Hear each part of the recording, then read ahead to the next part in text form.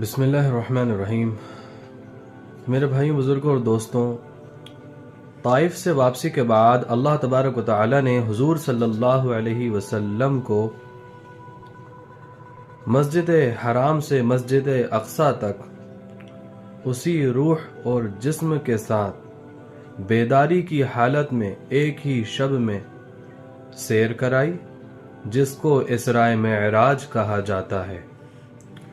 راجح قول یہ ہے کہ حضرت خدیجہ رضی اللہ تعالی عنہا کی وفات کے بعد اور بیعت عقبہ سے پہلے یہ معراج کا واقعہ پیش آیا، اور مشہور یہ ہے کہ رجب کی 27ویں شب میں یہ واقعہ پیش آیا۔ اتنی ساری پریشانیوں کو برداشت کرنے کے بعد، اتنی مصیبتوں کو جھیلنے کے بعد اللہ تبارک و تعالی نے حضور صلی اللہ علیہ وسلم کو عرش تک سیر کرائی۔ عارفین کا کہنا ہے، عارفین کا قول ہے کہ اللہ کے رسول صلی اللہ علیہ وسلم کو عرش تک سیر کرانا یہ ختم نبوت کی طرف اشارہ ہے، کیونکہ تمام کائنات عرش پر جا کر کے ختم ہو جاتی ہے، اور کتاب و سنت میں عرش کے بعد کسی مخلوق کا وجود ثابت نہیں ہے۔ چنانچہ اللہ تبارک و تعالی نے ارشاد فرمایا، بسم اللہ الرحمن الرحیم، سبحان الذي اسرى بعبده ليلا من المسجد الحرام الى المسجد الاقصى الذي باركنا حوله لنريه من آياتنا انه هو السميع البصير۔ معراج کو معراج اس لیے کہا جاتا ہے کہ معراج کے معنی سیڑھی کے ہیں۔ مسجد اقصی سے برآمد ہونے کے بعد حضور صلی اللہ علیہ وسلم کے لیے جنت سے سیڑھی لائی گئی، جس کے ذریعے سے حضور صلی اللہ علیہ وسلم آسمانوں پر چڑھے۔ اس کا واقعہ یہ ہے کہ حضور اکرم صلی اللہ علیہ وسلم حضرت ام ہانی رضی اللہ تعالی عنہا کے گھر پر بستر استراحت پر آرام فرما رہے تھے کہ یکایک چھت پھٹی، جبریل امین علیہ السلام اترے اور ان کے ساتھ دوسرے فرشتے بھی اترے، حضور اکرم صلی اللہ علیہ وسلم کو جگایا۔ نیم خوابی کی حالت تھی۔ حضور اکرم صلی اللہ علیہ وسلم کو لے کر کے مسجد حرام پہنچے۔ حضور اکرم صلی اللہ علیہ وسلم حتیم میں جا کر کے لیٹ گئے اور سو گئے۔ اس کے بعد حضرت جبریل امین علیہ السلام اور میکائیل علیہ السلام آئے اور حضور اکرم صلی اللہ علیہ وسلم کو جگایا، اور ان کو لے کر کے بیر زمزم پر گئے، ان کو لٹایا اور ان کا سینہ مبارک کو چاک کیا، دل کو نکالا اور زمزم کے پانی سے اس کو دھویا۔ اس کے بعد سونے کا ایک تشت لایا گیا جو ایمان و حکمت سے بھرا ہوا تھا، اور وہ ایمان و حکمت کو حضور اکرم صلی اللہ علیہ وسلم کے دل میں بھر دیا اور سینہ مبارک کو ٹھیک کر دیا۔ اس کے بعد سینہ مبارک کو ٹھیک کر دیا اور دونوں شانوں کے درمیان مہر نبوت لگا دی، جو حضور اکرم صلی اللہ علیہ وسلم کے خاتم النبیین ہونے کی حسی اور ظاہری علامت ہے۔ اس کے بعد براق لایا گیا۔ براق یہ ایک بہشتی جانور ہے جو خچر سے کچھ چھوٹا اور حمار سے کچھ بڑا ہوتا ہے، نہایت سفید برق رفتار، جس کا ایک قدم منتہائے بصر پر پڑتا تھا۔ حضور اکرم صلی اللہ علیہ وسلم اس پر سوار ہوئے تو شوخی کرنے لگا۔ جبریل امین علیہ السلام نے کہا کہ اے براق، یہ شوخی کیوں کرتا ہے؟ آج تک تیری پشت پر حضور اکرم صلی اللہ علیہ وسلم سے زیادہ اللہ کا کوئی مکرم اور محترم بندہ تجھ پر سوار نہیں ہوا۔ براق شرم کے مارے پسینے پسینے ہو گیا، چنانچہ حضور علیہ السلام کو لے کر کے روانہ ہوا۔ جبریل امین علیہ السلام اور حضرت میکائیل علیہ السلام بھی حضور علیہ السلام کے ہم رکاب تھے۔ بعض روایت سے یہ بھی معلوم ہوتا ہے کہ حضور صلی اللہ علیہ وسلم کو براق پر سوار کیا جبریل امین علیہ السلام نے، اور خود حضور اکرم صلی اللہ علیہ وسلم کے ردیف بنے، یعنی حضور علیہ السلام کو بٹھایا اور خود حضور کے پیچھے بیٹھ گئے اور اس کے بعد روانہ ہوئے۔ حضرت شداد بن اوس رضی اللہ تعالی عنہ کی روایت ہے کہ حضور اکرم صلی اللہ علیہ وسلم نے فرمایا کہ میرا ایک ایسی زمین پر گزر ہوا جہاں بکثرت کھجور کے درخت تھے، جبریل امین علیہ الصلوۃ والسلام نے کہا کہ آپ اتریے اور یہاں پر نفل نماز ادا فرمائیے۔ چنانچہ حضور فرماتے ہیں کہ میں اترا اور میں نے نماز ادا کی۔ اس کے بعد جبریل امین علیہ الصلوۃ والسلام نے کہا کہ آپ کو معلوم ہے آپ نے کہاں نماز پڑھی ہے؟ حضور علیہ الصلوۃ والسلام نے فرمایا کہ نہیں، مجھے نہیں معلوم۔ جبریل امین علیہ الصلوۃ والسلام نے کہا کہ یہ یثرب ہے، یعنی مدینہ طیبہ ہے، جہاں پر آپ ہجرت کر کے آئیں گے۔ اس کے بعد وہاں سے روانہ ہوئے، ایک اور زمین پر سے گزر ہوا۔ جبریل امین علیہ الصلوۃ والسلام نے کہا کہ اتریے اور نماز ادا کیجیے۔ فرماتے ہیں کہ میں نے نماز ادا کی۔ اس کے بعد جبریل امین علیہ الصلوۃ والسلام نے کہا کہ آپ نے وادی سینا میں شجرہ موسیٰ علیہ الصلوۃ والسلام کے قریب نماز پڑھی ہے، جہاں اللہ تبارک و تعالی نے حضرت موسیٰ علیہ الصلوۃ والسلام سے کلام فرمایا تھا۔ اس کے بعد ایک اور زمین پر گزر ہوا، وہاں بھی جبریل امین علیہ الصلوۃ والسلام نے کہا کہ اتر کر نماز پڑھی ہے، میں نے نماز پڑھی۔ اس کے بعد جبریل امین علیہ الصلوۃ والسلام نے بتلایا کہ آپ نے مقام مدین میں نماز ادا فرمائی، جو شعیب علیہ الصلوۃ والسلام کا مسکن تھا۔ اس کے بعد ایک اور زمین پر سے گزر ہوا، وہاں بھی اتر کر کے نماز پڑھی۔ جبریل امین علیہ الصلوۃ والسلام نے بتلایا کہ یہ مقام بیت اللحم ہے، جہاں پر حضرت عیسیٰ علیہ الصلوۃ والسلام کی ولادت ہوئی۔ براق پر سوار ہوئے حضور اکرم صلی اللہ علیہ وسلم روانہ ہوئے، چلے جا رہے تھے کہ ایک بڑھیا کے پاس سے گزر ہوا۔ اس بڑھیا نے حضور علیہ الصلوۃ والسلام کو آواز دی۔ جبریل امین علیہ الصلوۃ والسلام نے کہا کہ آپ توجہ نہ فرمائیے، آگے چل دیجیے۔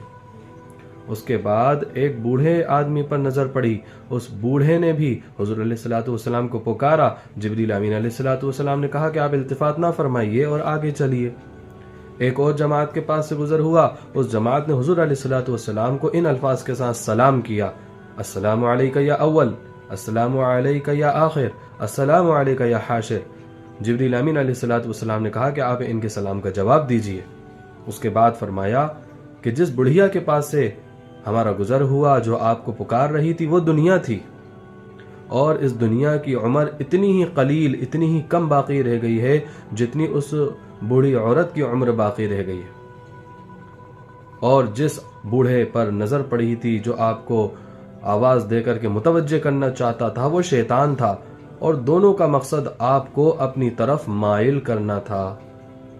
اور جس جماعت کے پاس سے گزر ہوا جو آپ کو سلام کر رہی تھی، وہ حضرت ابراہیم علیہ الصلوۃ والسلام، حضرت موسیٰ علیہ الصلوۃ والسلام اور حضرت عیسیٰ علیہ الصلوۃ والسلام تھے۔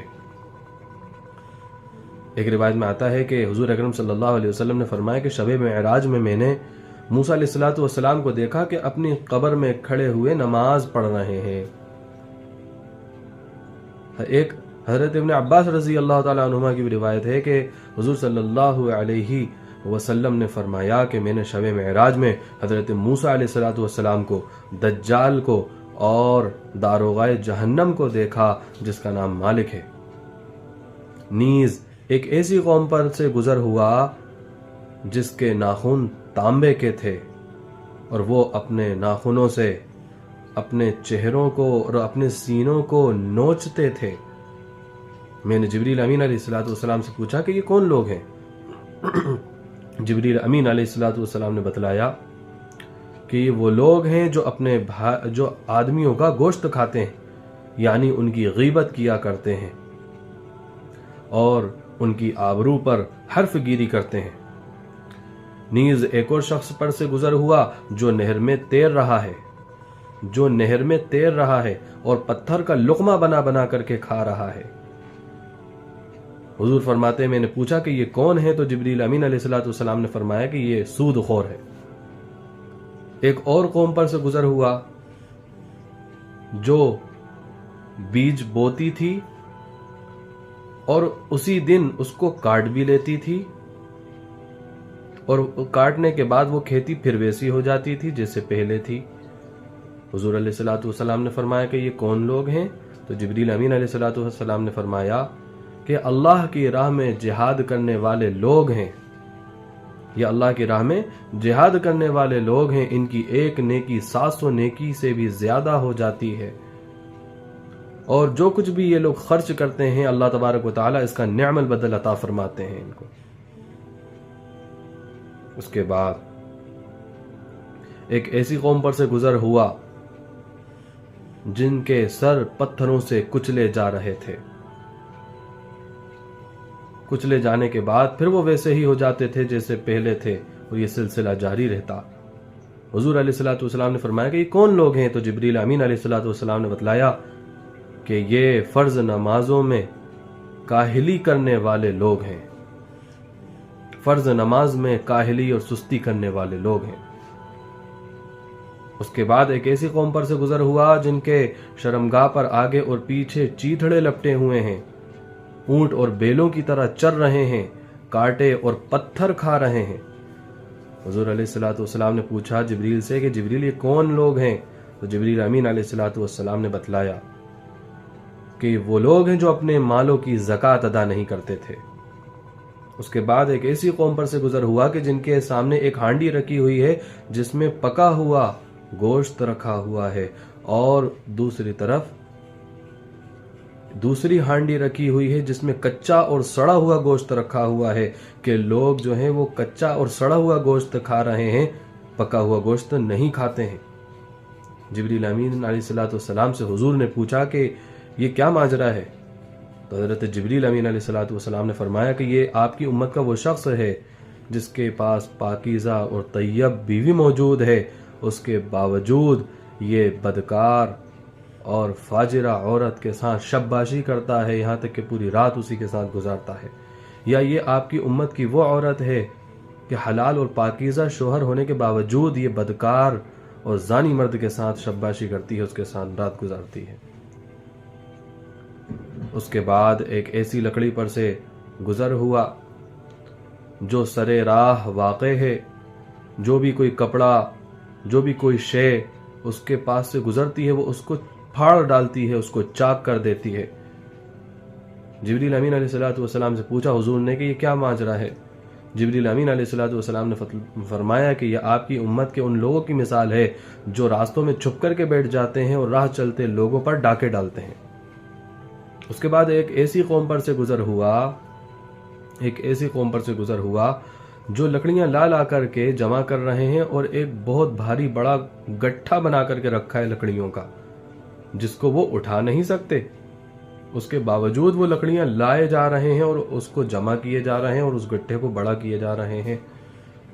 حضور علیہ الصلوۃ والسلام نے جبریل علیہ الصلوۃ والسلام سے پوچھا کہ یہ کون لوگ ہیں؟ تو حضرت جبریل امین علیہ الصلوۃ والسلام نے فرمایا کہ آپ کی امت کا وہ شخص ہے کہ جس کے اوپر حقوق اور امانتوں کا بڑا بھاری بوجھ ہے جس کو وہ اٹھا نہیں سکتا، اس کے باوجود ہی اپنے آپ پر حقوق اور امانتوں کا اور زیادہ بوجھ لادے جا رہا ہے. اس کے بعد ایک ایسی قوم پر سے گزر ہوا کہ جس کے ہونٹ، جس کی زبانیں لوہے کی قینچیوں سے کاٹی جا رہی ہیں. حضور علیہ الصلوۃ والسلام نے پوچھا کہ یہ کون لوگ ہیں؟ حضرت جبریل امین علیہ الصلوۃ والسلام نے بتلایا کہ یہ آپ کی امت کے واعظ اور خطیب ہیں جو یقولون ما لا تفعلون کے مصداق ہیں، کہ جو دوسروں کو تو نصیحت کرتے تھے لیکن خود اس پر عمل نہیں کرتے تھے. اس کے بعد ایک ایسے مقام پر سے گزر ہوا جہاں ٹھنڈی ہوا آ رہی ہے، خوشبودار ہوا آ رہی ہے. جبریل امین علیہ الصلوۃ والسلام نے بتلایا کہ یہ جنت کی خوشبو ہے. اس کے بعد ایک ایسے مقام پر سے گزر ہوا جہاں بدبو محسوس ہوئی. جبریل امین علیہ الصلوۃ والسلام نے بتلایا کہ یہ جہنم کی بدبو ہے. یہ تمام واقعات براق پر سوار ہو جانے کے بعد اور مسجد اقصی پہنچنے سے پہلے کے ہیں.